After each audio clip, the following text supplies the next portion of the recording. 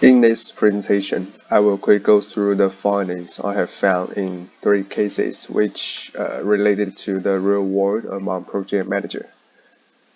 I divided into 5 parts, which are introduction, 3 cases, and the last is conclusion of the project manager. As we all know, a project manager charge an important role in a construction project. They need to concentrate and focus on expanding understanding of potential factors to help projects succeed. For a project manager, it is particularly significant to comprehend the field and the opportunities and challenges they will face in the future or in the current. Because a qualified and competent project manager is critical to the success of a project. What I'm going to talk about next is about 3 important parts in project management field, which are project stakeholders, project resources, and project communication, and then connect those 3 parts with 3 real cases happen in the real world and analyze them, provide some challenges, benefits, what I found, and give recommendation. The first case is about after sales of air condition product and some argument between client and contractor. What happened in this case is contractors sold their product but didn't match what clients needed. It caused some problems happen with their product and will cost a lot of money to fix. Who should be responsible for that and pay for the money are the main issues. From the customer's point of view, they have right to have free maintenance of after sales, but they didn't consider total cost seriously and still choose the cheapest one. From contractor's point of view, why would they still provide this option even they knew it doesn't match? Through those questions, we have a conclusion of this case. Product breakdown is a potential risk. Communication is important. Either this product sold before or sold after.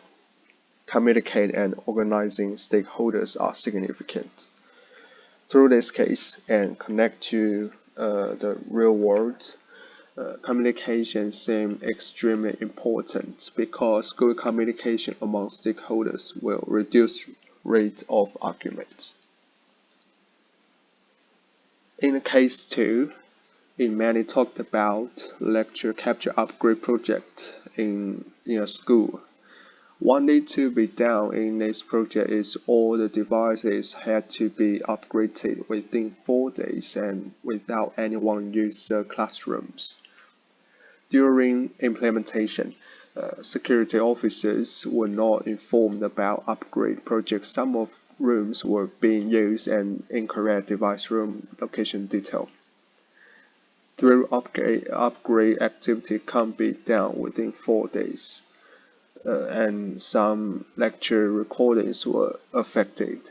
The most important issue happened in this case is communication, the same as the case study 1. The school didn't notify the security officers of the need to upgrade, nor did it explain to whole school that the upgrade project needs to be done during this period. So their staff found that classroom was still in use after arriving, and the preparation before the implementation of the project were not in place. As a result, the given device location is incorrect, so the time is much longer than expected. We also can see some unknown potential risks in this case, like some devices were not responding to the upgrade code, and some recordings were affected, and further manual interventions was required to attempt to salvage the recordings. We could clearly see how communication and preparation are important in this case, as well as potential risk analyzing. In case study 3, there are a lot of unpredictable things happen during implementation.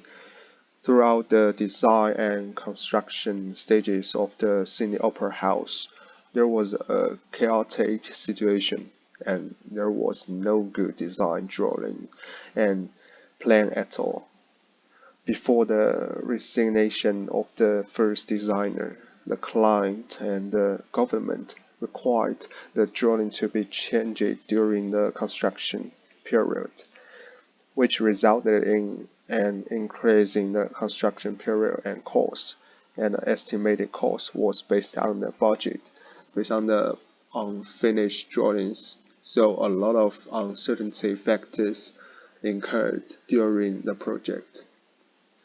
The second point is that due to the increase in cost and no progress in sight, the government began to refuse to allocate funds to the designer, resulting in continued extension of the construction period and forced resignation of the designer.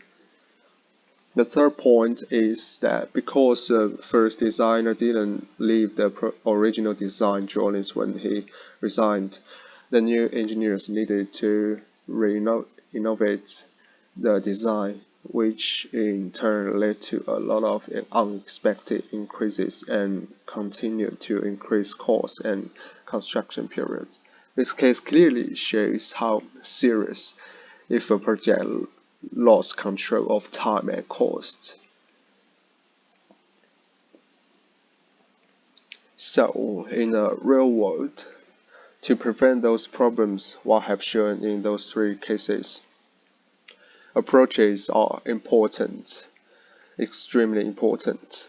Like I have found some approaches are really useful. Like metrics could be one of effective way to help project manager organize their plan. Also, a long-term management plan is necessary, even it can be broken down by many short-term plans. The second, a clear vision must be required for a project manager. A good project manager is required to predict potential risks and prevent those risks happen as much as they can. Third is project manager's ability. Anything could happen during the project. A good project manager is required with excellent ability to deal with any problems, because those problems could happen anytime, anywhere. So, and project managers need to take that pressure. Thank you.